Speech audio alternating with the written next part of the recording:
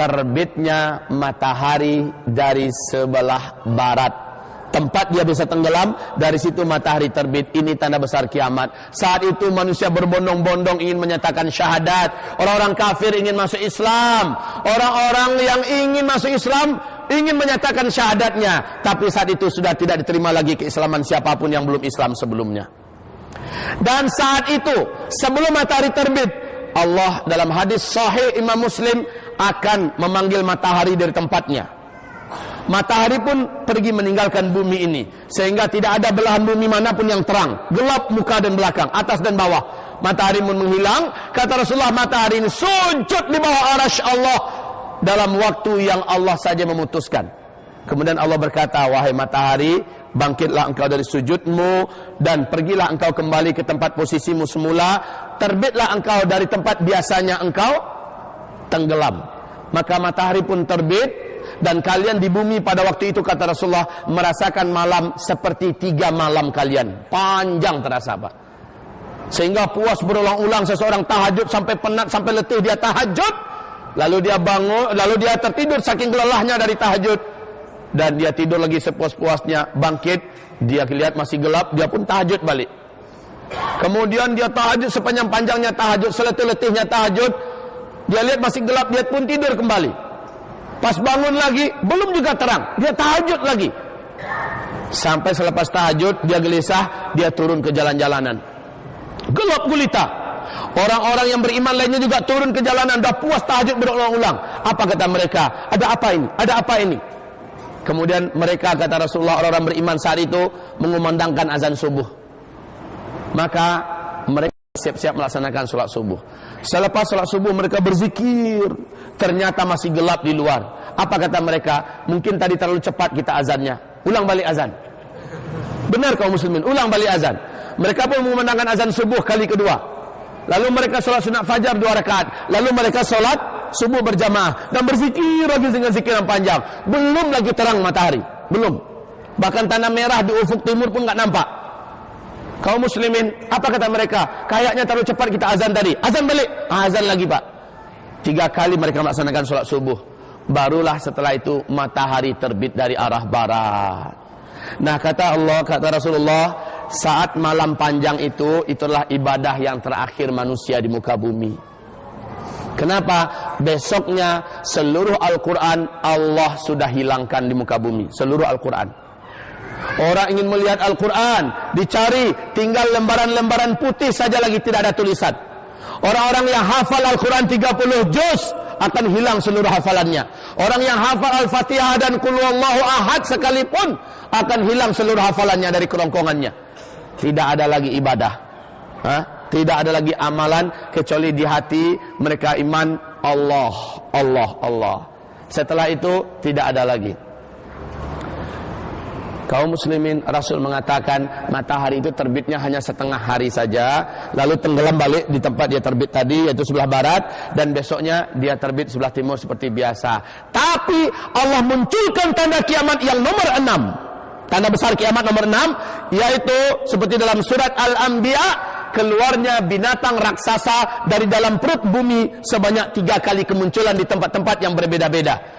Binatang ini Allah sebutkan dalam Al-Quran dengan sebutan Dabbatul Ardi, binatang melata dari dalam perut bumi.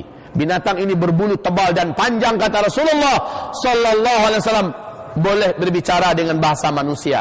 Dan dia membawa tongkat Nabi Musa, cincin Nabi Sulaiman. Tongkat ini akan ditunjuknya kepada orang-orang kafir.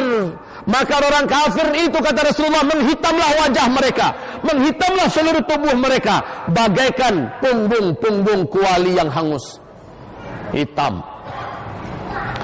Dan cincin Nabi Sulaiman akan diusapkannya ke wajah orang-orang yang beriman yang masih hidup di bumi pada saat itu. Maka kaum muslimin, orang beriman ini pun menjadi putih, bersih dan bercahaya wajahnya, sehingga benar-benar berbeda antara orang beriman dengan orang kafir. Maka setelah itu, kata Rasul, muncullah tanda besar kiamat yang nomor 7, yaitu angin lembut bertiup dari arah timur. Angin lembut bertiup dari arah timur. Angin ini sejuk, lembut. Tidak ada satupun orang yang mengenal Allah dan beriman kepada Allah di timur dan di barat, di utara dan di selatan, di seluruh permukaan bumi ini. Apakah dia tinggal dalam perut gua, apakah dia tinggal di gunung, di lembah, di pulau, di gurun Sahara, dimanapun saja ada orang beriman, angin ini akan menjemputnya, angin ini akan menyentuhnya, dan dia pun meninggal di situ. Orang beriman akan meninggal serentak di muka bumi pada saat itu. Seluruh orang yang mengenal Allah, beriman kepada Allah, apakah imannya kuat, apakah imannya sedikit, meninggal serentak. Seolah-olah binatang tadi muncul buat memberi tanda, lalu setelah putih, bersih orang beriman ini, angin itu datang menjemput kepada orang-orang yang sudah diberi tanda, dan meninggallah. Tidak ada lagi tersisa orang beriman. Faham sekarang kenapa Nabi mengatakan selama masih tersisa satu saja orang beriman di muka bumi, Allah akan tunda kiamat itu 40 hari lagi. Ini pertanda seluruh orang beriman akan Allah wafatkan secara serentak, sebagai tanda besar kiamat yang nomor 7. Artinya tanda besar kiamat nomor 8 tidak ada lagi orang beriman akan menyaksikan, yaitu penenggelaman bumi di sebelah timur. Tanda kiamat yang nomor 10, nomor 9, penenggelaman bumi di sebelah barat. Dan tanda kiamat yang ke-10 adalah munculnya api raksasa yang menggiring manusia ke wilayah Syam, dan situlah nanti kiamat raksasa, kehancuran alam semesta terjadi. Kaum muslimin yang kami muliakan, 7 tanda besar kiamat akan disaksikan oleh orang Islam umat Nabi Muhammad. Kapan itu Pak Kiai? Mungkin 1000 tahun lagi kah? Atau mungkin 100.000 tahun lagi? Ada yang berani mengatakan demikian? Yuk kita dengarkan sebentar hadis-hadis Nabi Muhammad SAW yang menyebutkan tentang umur umat Islam, tentang umur umat Islam ketika aku diutus oleh Allah sebagai Nabi dan Rasul, sampai wafatnya orang Islam di muka bumi ini secara serentak. Allah memberikan rentang waktu yang disediakan oleh Allah untuk umat Islam lebih dari 1400 tahun kata Rasulullah, tapi tidak sampai 1500 tahun hitungan Hijriyah.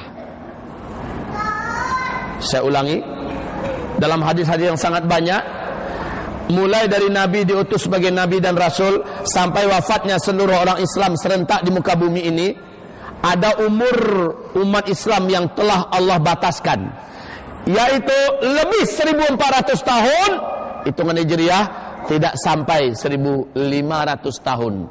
Allahumma sholli ala Muhammad. Masya Allah, kita sudah 1400 tahun berapa sekarang? Hitungan Hijriyah. Tahun Hijrah kita sudah berapa sekarang kaum muslimin? 1435. 1435 Hijriah. Rasul mengatakan umur umat Islam lebih 1400 tahun dan tidak sampai 1500 tahun. Kita sudah 1435 sekarang ini. Ada hadis-hadis yang lain yang penuh dengan hitungan-hitungan matematika. Syekh Ibnu Hajar Al-Asqalani yang terkenal dengan kitab fenomenal beliau, Syarah Sahih Imam Al-Bukhari, yaitu judul kitabnya Fathul Bari. Beliau adalah pakar dan ahli hadis dunia, yang kitab Fathul Bari menjadi rujukan seluruh ulama-ulama besar dunia sampai hari kiamat. Beliau mengumpulkan hadis-hadis Nabi ini di dalam kitab Umur Umat Islam beliau di Syarah Fathul Bari, dan juga dalam kitab Al-Ijarah jilid yang keempat naskah asli Arab halaman 570-an di kitab Al-Ijarah. Juga lihat di Kitabul Fitan tentang umur umat Islam. Apa komentar Syekh Ibnu Hajar Al-Asqalani? Lebih dan kurang, mungkin lebih sedikit, mungkin kurang sedikit, umur umat Islam sejak Nabi diutus sebagai Nabi dan Rasul berakhir dengan wafatnya seluruh orang Islam di dunia, lebih dan kurang, boleh jadi lebih sedikit, boleh jadi juga kurang sedikit, adalah 1476 tahun saja. Lebih dan kurang sedikit. Imam As-Suyuti mengatakan, kalau menurut hitungan saya dari hadis-hadis Nabi, 1477 tahun saja. Beda setahun saja. Syekh Ibnu Rajab Al-Hambali mengatakan yang paling aman pokoknya, katanya, main pokoknya dia, pokoknya lebih 1400 tahun, yang pasti tidak sampai 1500 tahun. Nah kaum muslimin, yuk kita coba menghitung dengan hitungan Syekh Ibnu Hajar Al-Asqalani. Beliau mengatakan umur umat Islam ini lebih dan kurang 1476. Sekarang kita berapa, Pak? 1435. Silakan dikurang-kurangi. Berapa sisa yang di depan kita lagi? 41 tahun saja lagi. Lalu umat Islam akan meninggal serentak. 7 tanda besar kiamat akan kita dapati, akan kita temukan. Masya Allah, la haula wa la quwata. Allah. Hitungannya hijriah loh.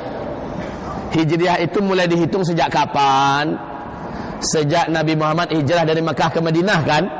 Artinya ada 13 tahun semenjak beliau diutus sebagai Nabi dan Rasul, belum kita masukkan dalam hitungan. Artinya yang 41 tadi dikurangi lagi 13. Berapa? Tinggal 28 tahun lebih dan kurang ke depan. Makanya ulama-ulama besar Timur Tengah sekarang mengatakan, memperingatkan manusia semua bahwa kasus pertempuran, peperangan, pembantaian yang terjadi di Suriah hari ini adalah cikal bakal tegaknya khilafah yang terakhir di muka bumi. Karena khilafah akan tegak di Damaskus dan berjayanya nanti di Palestina, kata Rasulullah dalam hadis-hadis beliau yang sahih. Kaum muslimin yang kami muliakan, Masya Allah, kita sedang menuju akhir zaman. Pak Kiai, Ustadz, kami berat menerima dan mungkin kami tidak percaya. Ya terserah. Faman syaa falyu'min wa man syaa falyakfur. Yang mau percaya imanilah ini, yang tidak mau percaya kufurilah, tidak ada masalah. La ikraha fid din. Seorang hamba Allah Zulkifli Muhammad Ali, entah apa alasan dan bagaimana caranya, Allah takdirkan pada malam tanggal 31 Februari di Bintulu Allah datangkan ke masjid Darul Hidayah, berbicara di hadapan hamba-hambanya, menceritakan dengan secara jelas dan terang hadis-hadis Rasulullah, ayat-ayat Allah, tanda-tanda alam tentang dekatnya kiamat. Ternyata ada yang tidak percaya, terserah, tidak ada yang memaksa. Tapi yang percaya, maka ada tawaran berikutnya yang ditawarkan oleh Rasul. Tawaran bahasa Malaysianya benar, tawaran juga. Ada tawaran Rasulullah kepada umatnya. Yang percaya, kalian lakukan ini, kalian lakukan ini, kalian lakukan ini, agar kalian selamat, agar kalian terjaga. Yang tidak percaya, maka dia masih menari-nari di muka bumi ini, mengumpulkan dunia yang sebentar lagi akan disesalinya. Dia akan meratap dengan emas yang banyak tak berguna. Dia akan menyesal dengan ringgit-ringgit manusia yang sampai ratusan juta, dan semuanya tidak bermanfaat.